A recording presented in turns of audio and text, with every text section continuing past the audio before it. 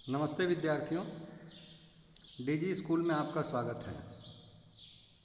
Students, मैं बता दूं कि आज मैं 8वीं कक्षा के सामाजिक विज्ञान विषय के अंतर्गत इतिहास के चौथे चैप्टर जिसका नाम है उपनिवेशवाद और आदिवासी समाज, इसकी चर्चा करूंगा।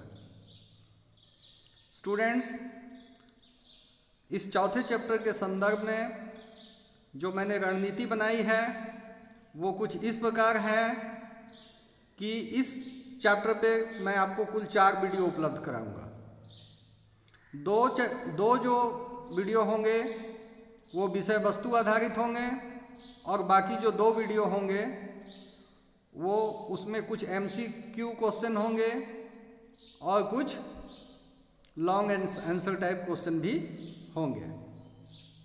तो स्टूडेंट्स, मैं आपको बता दूं कि आपका जो ये चौथा चैप्टर है वो JCRT के पाठ्य पुस्तक के पेज नंबर 44 से लेकर 56 तक में उपलब्ध है। तो चलिए स्टूडेंट्स, आप लोग भी पेज नंबर 44 को खोल लीजिए। चलिए पेज नंबर 44 खोलते हैं और देखते हैं कि इतिहास के इस चौथे चैप्टर में हमें क्या कुछ पढ़ना है। तो स्टूडेंट्स, जहाँ तक इस चैप्टर का नाम है, इस चैप्टर का नाम देखिए, उपनिवेशवाद और आदिवासी समाज, ऐसा इस चैप्टर का नाम है। तो स्टूडेंट, सबसे पहले ये समझ लीजिए कि उपनिवेशवाद क्या होता है और आदिवासी समाज क्या होता है। यदि हम इन 2 शब्दों को समझ लेंगे तो आगे का काम हमारा आसान होगा। स्टूडेंट्स, मैं आपको फिर से बता दूं, चूँकि हम लोग उपनिवेशवाद की पढ़ाई जो है पहले और दूसरे चैप्टर में कर चुके हैं, बावजूद उसके मैं थोड़ा संक्षेप में ये बता दूं कि जब अंग्रेजी सत्ता भारत में पूर्ण रूपेण कायम हो जाती है तब ये लोग क्या करते हैं कि वे लोग सिर्फ अपने देश की भलाई के लिए काम करते हैं और भारत के जो संसाधन हैं उन संसाधनों का उपयोग भारत के विकास के लिए नहीं बल्कि अपने देश के विकास के लिए करते हैं। तो स्टूडेंट्स, उपनिवेशवाद एक प्रकार से किसी दूसरे देश के दोहन से ही संबंधित होता है। जो औपनिवेशिक शक्तियां होती है उसका प्रयास यही होता है कि जब वो किसी देश में शासन पूरी तरह से अपने हाथ में ले लेते हैं तो उस देश का जो संसाधन है, जो परिसंपत्ति है, वहाँ का जो मानव संपदा है, वो सारा कुछ का उपयोग अपने देश के लिए करने लगते हैं। तो अंग्रेज जब भारत में पूरी तरह से यहाँ पे शासन अपने हाथ में जब उन लोगों ने ले लिया तो उन लोगों ने भारत का उपयोग, भारत के संसाधनों का उपयोग अपने सुविधा के लिए और अपने विकास के लिए करना शुरू किया। यही है उपनिवेशवाद। तो इसकी चर्चा हम आगे भी करेंगे। और दूसरा चीज़ है स्टूडेंट्स, आदिवासी समाज। तो देखिए, आदिवासी समाज, जैसे कि हम लोग तो झारखंड के निवासी हैं, हम लोग अच्छी तरह जानते हैं कि हमारे राज्य की लगभग 1/3 जो जनसंख्या है वो आदिवासी है। और आदिवासी जो जनसंख्या है वो समझ जाइए एक प्रकार से झारखंड राज्य जो है, यहाँ पे आदिवासियों की संस्कृति काफ़ी पुरानी है। और झारखंड राज्य ही क्यों, बहुत सारे ऐसे राज्य हैं, जैसे हमारा पड़ोसी राज्य उड़ीसा है या छत्तीसगढ़ है, तेलंगाना है, आंध्र प्रदेश है, गुजरात है, राजस्थान है, बहुत सारे राज्य हैं जहाँ पे आदिवासियों की बहुत अच्छी खासी संख्या है। स्टूडेंट्स, मोटे तौर पर मैं बता देता हूँ कि 2011 की जनगणना के अनुसार हमारे राष्ट्र का, पूरे भारत देश का लगभग 11% जो जनसंख्या है वो ट्राइबल है, वो आदिवासियों की जनसंख्या है। ठीक है। और आप ये भी जानिए कि 11% जो जनसंख्या है, तो लोकसभा में जो 545 मेंबर होते हैं, उन 545 मेंबर में 47 मेंबर जो हैं वो आदिवासी समुदाय से ही होते हैं। स्टूडेंट्स देखिए, आप स्क्रीन पे देख सकते हैं, यहाँ बहुत सारे आदिवासी समुदाय का जिक्र है। आप देख सकते हैं कश्मीर से लेकर कन्याकुमारी तक, उत्तर से दक्षिण, और पूरब में अरुणाचल प्रदेश से लेकर के पश्चिम में गुजरात तक आदिवासियों का अस्तित्व है। ठीक है, तो इसमें बहुत सारी आदिवासी जनजातियां हैं जिनके बारे में जब हम जानना शुरू करेंगे तो काफ़ी कुछ हम जानेंगे। लेकिन अभी वर्तमान में हम लोगों को करना क्या है कि जो टेक्स्ट बुक में जो कुछ दिया हुआ है उसको हम लोग देखने का प्रयास करेंगे और ये जानने की कोशिश करेंगे कि आदिवासी समाज जो है उसके बारे में हमारे टेक्स्ट बुक में क्या कुछ दिया हुआ है। स्टूडेंट्स, जब हम भारत के मानचित्र को देखते हैं तो इसमें हम देखते हैं कि उत्तर से लेकर दक्षिण तक और पूरब से लेकर पश्चिम तक आदिवासियों का अस्तित्व है। तो यदि हम पूरब में देखें तो नागालैंड से में नागा आदिवासी, मेघालय में खासी आदिवासी, उसी तरह से जब हम लोग बंगाल, झारखंड, उड़ीसा और छत्तीसगढ़ में देखते हैं तो यहाँ संथाल हैं, मुंडा है, उरांव हैं। यदि हम मध्य प्रदेश की ओर जाते हैं तो वहाँ गोंड है, बंजारा हैं। उसी तरह से राजस्थान क्षेत्र में भील हैं। यदि हम उत्तराखंड में देखें, अब स्टूडेंट्स देख सकते हैं कि उत्तराखंड में भोटिया जनजाति के लोग हैं। उसी तरह से हिमाचल प्रदेश में जो है बन गुज्जर है या फिर गद्दी समुदाय के लोग हैं। तो ये सारी जो हैं वो आदिवासियों के विभिन्न जातियां हैं जो अलग अलग क्षेत्रों में निवास करती हैं। ठीक है स्टूडेंट्स, आपने अपने पाठ्यपुस्तक के पेज नंबर 44 को खोल लिया होगा। यदि नहीं खोला है तो चलिए आप लोग अपने पेज नंबर 44 को खोल लीजिए और स्क्रीन पे भी फोकस कीजिए। स्टूडेंट्स देखिए, आपको यहाँ पढ़ना है उपनिवेशवाद और आदिवासी समाज के बारे में। और देखिए, इस चैप्टर में मूल रूप से हम लोग झारखंड का जो आदिवासी समुदाय है उसको हम लोग फोकस करेंगे। तो चलिए हम लोग अक्षरशः पढ़ने का प्रयास करते हैं, ये जानने की कोशिश करते हैं कि इस चैप्टर में आदिवासी समुदाय के बारे में क्या कुछ दिया हुआ है। तो देने को तो यहाँ बहुत कुछ दिया हुआ है स्टूडेंट्स, लेकिन एक बात मैं आपको बता दूँ कि झारखंड का जो आदिवासी समुदाय है वो काफ़ी संघर्षशील रहा है। और जब से भारत में अंग्रेज़ों का प्रवेश हुआ, या यूं कहें कि झारखंड के विभिन्न क्षेत्रों में अंग्रेज़ों का प्रवेश हुआ, तब से आदिवासी समुदाय के साथ अंग्रेज़ों का संघर्ष लगातार चला है। तो कहने का मतलब ये कोई सुसुप्त समाज नहीं है। ये लोग जंगल में जरूर रहते हैं। ये लोग किसी दूसरे की जो है भूमि या दूसरे की जो धन संपत्ति है उसका इन लोगों को कोई लालच नहीं है। ये प्रकृति की गोद में रहने वाले सहज सरल लोग हैं। ये ऐसे लोग हैं जो प्रकृति में रहकर कम संसाधनों का उपयोग करके एकदम सामान्य जीवन जी करके अपनी दिनचर्या चलाते हैं, लेकिन दूसरे लोगों की जो दखलंदाजी है उसको ये लोग स्वीकार नहीं करते हैं। तो ये बहुत अच्छी बात है। तो इसी क्रम में स्टूडेंट्स मैं बता दूं कि आगे जब हम लोग पढ़ेंगे तो हम लोग बिरसा मुंडा जी के बारे में तो पढ़ेंगे ही, संथाल विद्रोह के बारे में भी हम लोग पढ़ेंगे, खरवार विद्रोह के बारे में भी हम लोग पढ़ेंगे। और इसके अलावे झारखंड से बाहर निकल के हम कुछ दूसरे राज्यों जैसे छत्तीसगढ़ में सन 1910 में जो बस्तर में जो विद्रोह हुआ था आदिवासियों के द्वारा, वो भी हम लोग जानने का प्रयास करेंगे। तो हम लोग आदिवासी समाज को भी समझेंगे, उनके रहन सहन, उनकी जो जीवन शैली है, उनकी जो भाषा है, उसके बारे में तो हम लोग जानेंगे ही, लेकिन हम लोग ये भी जानेंगे कि उपनिवेशवाद के क्रम में जो आदिवासी समाज है वो किस प्रकार से अंग्रेज़ों से पीड़ित हुआ। और यूं कहेंगे कि अंग्रेज़ों के अलावे भी जो दूसरे लोग जो झारखंड क्षेत्र में आकर बस रहे थे या बस गए थे नए लोग, तो उनसे क्या तकलीफ हो गई थी, महाजनों से इनको क्या तकलीफ हो रहा था। तो ये सारी बातें हम लोग जानने का प्रयास हम लोग करेंगे। तो चलिए स्टूडेंट्स, अभी हम लोग देखते हैं कि इस चैप्टर में आगे क्या कुछ है। तो लाइन बाय लाइन मैं स्टूडेंट्स आपको बता रहा हूँ, आप भी अपना पाठ्य पुस्तक खोलिए और देखिए। झारखंड का आदिवासी समाज बिरसा मुंडा को भगवान की तरह याद करता है। बिरसा मुंडा झारखंड के सर्वाधिक प्रसिद्ध आदिवासी क्रांतिकारी व्यक्तियों में से एक थे। बिरसा एक ऐसे धर्म का प्रचार करना चाहते थे जो निस्वार्थ सेवा, सादा जीवन एवं उच्च आचरण पर आश्रित था। वे जनजातियों के बीच से अंधविश्वासों का उन्मूलन करना चाहते थे।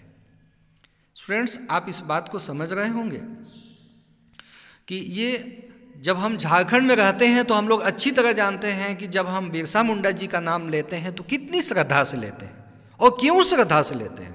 श्रद्धा से इसलिए लेते हैं कि एक ऐसा व्यक्ति जिसने अपना जीवन, समझ जाइए कि उनका जो 25 साल का, सिर्फ 25 साल का जीवन था, उस 25 साल का जीवन को जो है उन्होंने पूरी तरह से अपने लोगों के लिए अर्पित कर दिया।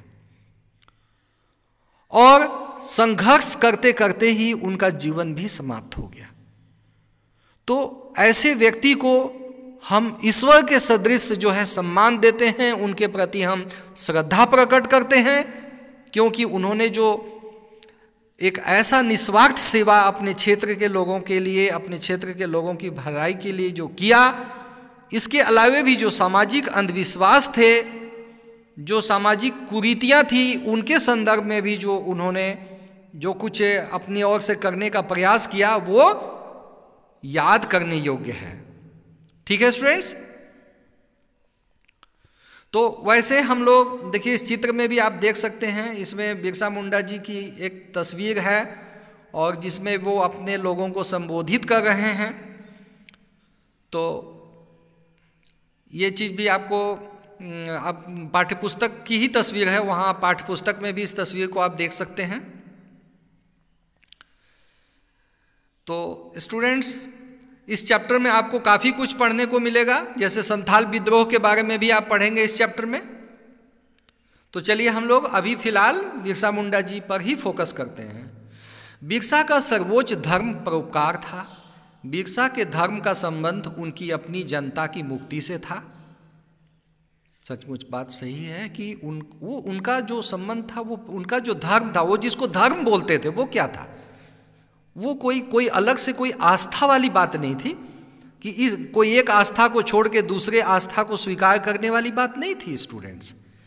उनका धर्म परोपकार की बात कहता था। उनका मतलब, वो उनका जो कहना था कि सरल जीवन जियो, अंधविश्वासों से दूर रहो और अच्छा से मिलजुल कर रहो, प्राकृतिक साधनों का, संसाधनों का दोहन मत करो, यही कुछ तो था।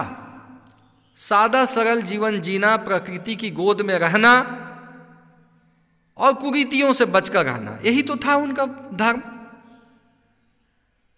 चलिए आगे देखिए।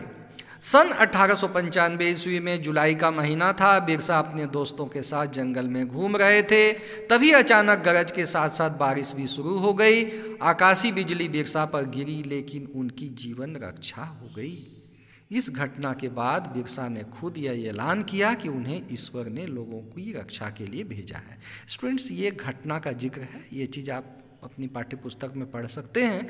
और बहुत संक्षेप में मैं बता दूं कि 1895 में एक ऐसी घटना घटी थी कि आप अभी भी पश्चिमी सिंहभूम का जो उत्तरी क्षेत्र है, जिसको पोड़ाहाट का जंगल कहते हैं, और उसके बाद में खूंटी जिले का जो अधिकांश क्षेत्र है वो जंगली क्षेत्र होता है। आज भी वो जंगली है। तो आज से 125 साल पहले उन क्षेत्रों में कितना जंगल रहा होगा, आप अनुमान लगाइए। तो वहीं कहीं जो जहाँ पे वो रहते थे, उस क्षेत्र में जब वो जंगल में थे, तो वहाँ पे एकाएक वज्रपात होता है, बिजली गिरती है, आकाशीय बिजली जिसको हम लोग कहते हैं। तो वो गिरने से बिरसा जो है वो बच जाते हैं। अब इसको आप मतलब जो बच जाते हैं, तो इसको आप कोई चमत्कार कहिए या दैवी शक्ति कहिए, जो भी कहिए, उसी समय बिरसा ये ऐलान करते हैं कि मैं जो आया हूँ वो दूसरे लोगों की रक्षा करने के लिए आया हूँ, मैं अपने लोगों की रक्षा करने के लिए आया हूँ, मैं अपने लोगों की कल्याण के लिए मैं आया हूँ। ठीक है स्टूडेंट्स?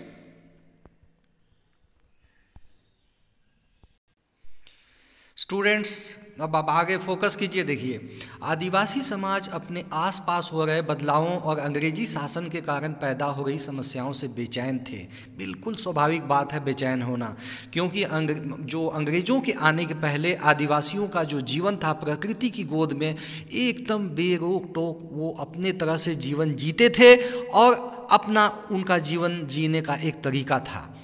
तो उन जंगलों को अंग्रेजों ने रिजर्व फॉरेस्ट घोषित कर दिया था, और रिजर्व फॉरेस्ट घोषित करने के कारण स्टूडेंट्स क्या हुआ कि वो उन जंगलों में आदिवासियों जिस तरह से जी रहे थे उनका जीना अब थोड़ा मुश्किल हो गया। उन जंगलों पे अंग्रेजों का कानून चलने लगा, तो कुछ बहुत सारी परिस्थितियां ऐसी आई जिसके चलते जो है आदिवासी अपने आप को असहज महसूस करने लगे। तो वही बातें यहाँ लिखी हुई स्टूडेंट्स, उनकी परिचित जीवन शैली नष्ट होती दिखाई दे रही थी, आजीविका खतरे में थी और धर्म छिन्न भिन्न हो रहा था। इस कार्य में अंग्रेजों के साथ ही साथ दीकू भी शोषक की भूमिका में थे। कहने का मतलब कि जो अन्य लोग थे वो लोग भी एक तरह से अंग्रेजों का जो है साथ दे रहे थे। बहुत सारे लोग ऐसे थे जो अंग्रेजों का साथ दे रहे थे। ठीक है स्टूडेंट्स।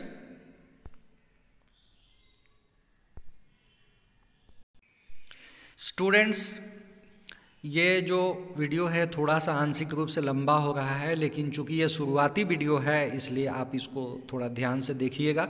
बहुत लंबा नहीं है, 3-4 मिनट में मैं कोशिश करता हूँ इसको समाप्त करने का। चलिए आप स्क्रीन पे फोकस कीजिए। All tribals were unhappy with the changes they were experiencing and the problems they were facing under British rule. देखिए, अनहैप्पी थे। कौन अनहैप्पी थे? ट्राइबल्स यानी आदिवासी अनहैप्पी थे। क्यों अनहैप्पी थे? इसलिए अनहैप्पी थे कि जो ब्रिटिश रूल है वो कई प्रकार की समस्याएं, बहुत तरह के जो है प्रॉब्लम्स खड़े कर रहे थे। उनके जीवन यापन की जो शैली थी उसमें खलल पैदा हो रहा था। ठीक है स्टूडेंट्स, आगे है their familiar ways of life seem to be disappearing, their livelihood were under threat and their religion appear to be in danger. Students, एक बात जान लीजिएगा, उनका जो लाइवलीहुड है, उनकी जो आजीविका है, आजीविका क्या है? ऐसा नहीं है कि आदिवासी समाज में उस समय कोई डॉक्टर इंजीनियर बहुत तैयार हो रहे थे, बहुत शिक्षा प्राप्त कर रहे थे, ऐसी बात नहीं है स्टूडेंट। लेकिन हाँ, जंगलों का जो वन उपज होता है, जो जंगलों से जो कुछ भी उपजता है, पत्ता है, फल है, या जो भी कंदमूल है, जड़ी बूटियाँ हैं, उन पे उनका एकाधिकार होता था। तो वैसी चीज़ों से अंग्रेजों के द्वारा उन लोगों को मरहूम कर देना, उन लोगों को वंचित कर देना एक प्रकार से उनके लिए दुखदायी था। और सबसे बड़ी बात तो ये थी स्टूडेंट्स कि उनका जो धर्म है, उनका जो रिलीजन है, उनको वो भी खतरे में नजर आ रहा था। ठीक है, तो जो अंतिम पंक्तियां हैं उसको देखिए। Birsa urged his followers to give up drinking liquor and stop believing in witchcraft and sorcery. देखिए, एक बात और ध्यान दीजिएगा कि बिरसा जो है एक प्रकार से सामाजिक सुधारक के रूप में भी थे। अपने लोगों के सामाजिक उत्थान में भी उनका योगदान है, इसलिए वो भगवान है। सिर्फ इसलिए भगवान नहीं है कि उन्होंने अंग्रेजों से जो है मुक्ति दिलाने का प्रयास किया, नहीं, उन्होंने जो है जो अपने लोगों के सामाजिक उत्थान के लिए भी काम किया। तो सबसे पहले उन्होंने कहा कि डू नॉट ड्रिंक लीकर, माने शराब मत पियो, and stop believing in which craft, जो डायन प्रथा है जो झारखंड के विभिन्न क्षेत्रों में है, तो उससे उन्होंने बचने के लिए कहा कि नहीं, वो चीज़ें मत मानो, एंड सॉर्सरी, हर तरह का जो एक प्रकार से जो कुरीतियाँ हैं, जो एक क्षेत्र में जो अनेक प्रकार के